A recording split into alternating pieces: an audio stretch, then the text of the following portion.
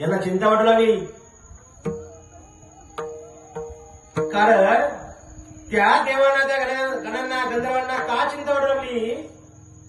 कारण की तारकासूर नावाचा एक जीव, एक दैत्य त्रास देत होता देवांना, आणि त्रास देत असल्यामुळं चिंता वाटत होती, आम्हाला तुमच्या मुलांकडून त्याचा वध करून घ्यायचा आहे. अत्यंत सुंदर, इतकी सुंदर, इतकी सुंदर कथा तुमच्या पुढं मांडत असताना इतकं सुंदर वर्णन आलेलं आहे. त्या भगवान शिव महापुराण कथेमध्ये, जीवनामध्ये, पुन्हा पुन्हा तोच शब्द वापरतोय मी, पुन्हा जीवनामध्ये, जीवनामध्ये, जीवनामध्ये, या जीवनामध्ये आपण जर भगवत लीला, भगवत कथेमध्ये जर आपण आलात आणि जर आपल्या जीवनाचं सोनं जर नाही करून घेतलं तर इथं येऊन 7 दिवस तुम्ही काय मिळवलं? समाजाला एक आदर्श ठरणारी कथा म्हणजे शिव महापुराण कथा आहे.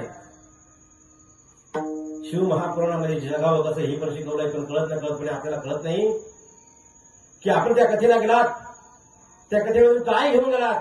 रोज घरी लिहून ठेवलं पाहिजे होतं. आपण एखाद्याला विचारलं, ओम त्र्यंबकम यजामहे सुगंधिं पुष्टिवर्धनम् उर्वारुकमिव बंधना, याचा एक अर्थ सांगा.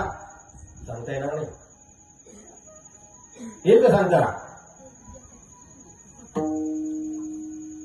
आणि म्हणून जीवनामध्ये या कथेची गरज आहे. ज्यांच्या जीवनात भगवत कृपा होण्याकरता आपल्याला कथा आवश्यक आहे. आपल्या कथा का आवश्यक आहे?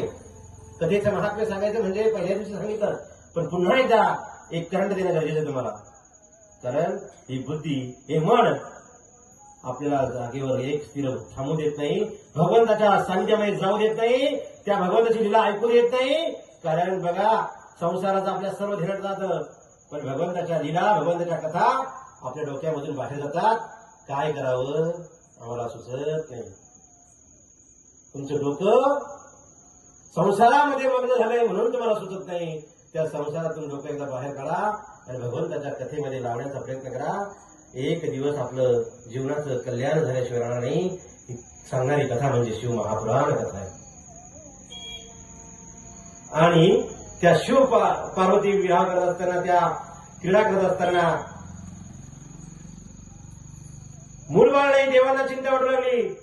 आता काय करायचं? तुमच्याच मुलाच्या हातात आहे. मग त्या देवांनी विनंती केली, पण भगवान शंकर सुद्धा मुलाची वाट पाहू कैलासामध्ये थकले होते. म्हणजे आता ते कैलासावरून शिवद्वारापर्यंत येऊन पोहोचले. आणि शिवद्वारापर्यंत आल्यानंतर शिवद्वारावर भगवान शिव आणि पार्वती माता ध्यानस्थ बसलेले होते. मग देवतांनी विचारलं, कैलासात जाऊन गण्यांना विचारलं, कुठे भगवान शिव? त्यांनी सांगितलं, इथं नाही, मी तुम्हाला शिवद्वारापर्यंत घेऊन जाईल. शिवद्वारापर्यंत घेऊन गेल्यानंतर त्या भगवान शिवाचं ध्यान लागलेलं होतं. लागलेलं ध्यान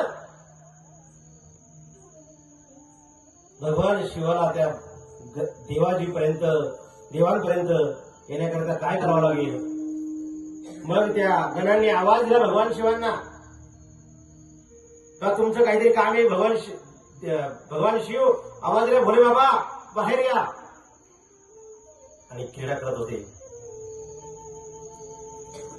एक गोष्ट या कथेमध्ये फार जबाबदारीने बोलावं लागतंय. फार किचकट शब्द आहे, ते फार जपून वापरावं लागतील. कारण की आपल्याला त्या शब्दांचा वापर करणार म्हणजे आपल्या मुखाला दोष लागण्याची तयारी ठेवावी लागते. म्हणून सर्वांसाठी कधीतरी एक शब्द इकडे तिकडे जाईल, तो तुम्ही समजून घ्या.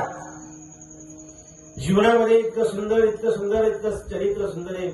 शिव पार्वती विहार कालपर्यंत काही म्हटलं नाही, पण आज बसून आपण त्या प्रत्येक गोष्टीचा विचार करणार आहोत. म्हणून ती क्रीडा करत असताना मध्येच त्यांना बोलवण्यात आलं आणि भगवान शिवाच्या कानावर बातमी गेली, बातमी सांगितली, चर्चा केली. भगवान शिवजी सोबत देव बोलतायत, काय करावं लागेल आता? मग भगवान शिव म्हणतायत, माझं वीर्य समाविष्ट करणारा, प्रविष्ट करणारा एखादी जागा, त्या देवांना सांगितलं, इंद्रदेव असेल, वरुण असेल, कुबेर असेल,